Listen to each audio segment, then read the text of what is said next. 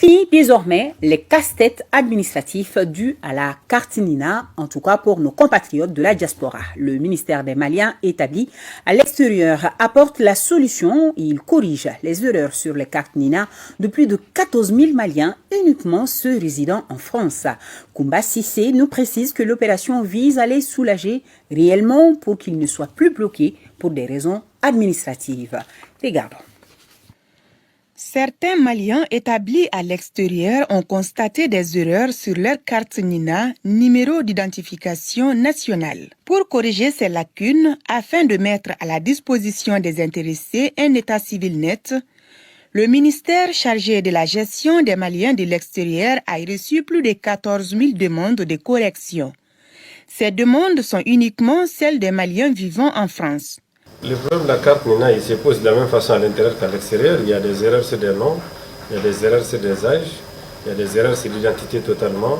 Il y a aussi des gens qui ont perdu complètement leur carte, ce qui crée beaucoup de devoirs là-bas. Et le gouvernement s'est engagé à corriger cette situation parce que c'est vrai que la carte Nina ne va plus être en usage que dans peu de temps, mais d'ici que la carte biométrique commence, nous devrons corriger toutes les identités et les numéros d'identification nationalistes. La correction de ces dossiers est confiée à deux ministères. Il y a deux sortes de cas, c'est-à-dire les traitements mineurs.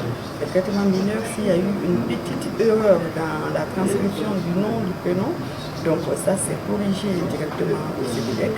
Et le second lot, ça c'est les traitements sur l'identité. On ne peut pas traiter en ce moment parce que l'identité, il faut que la loi soit votée d'abord.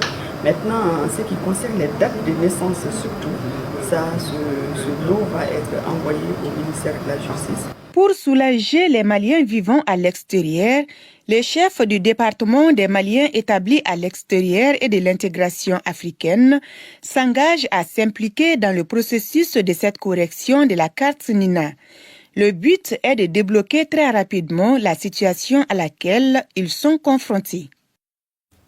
Stop aux violences basées sur le genre sous toutes ses formes. Les femmes à l'unisson ont battu le pavé ce vendredi pour dénoncer les récents événements qui ont occasionné la mort de certaines femmes par leurs conjoints. La marche silencieuse est partie du monument de la paix au ministère en charge de la justice, où les marcheurs ont remis une déclaration au ministre de la Justice en présence de ses collègues en charge de l'éducation et de la promotion de la femme. Je vous propose d'écouter la déclaration lui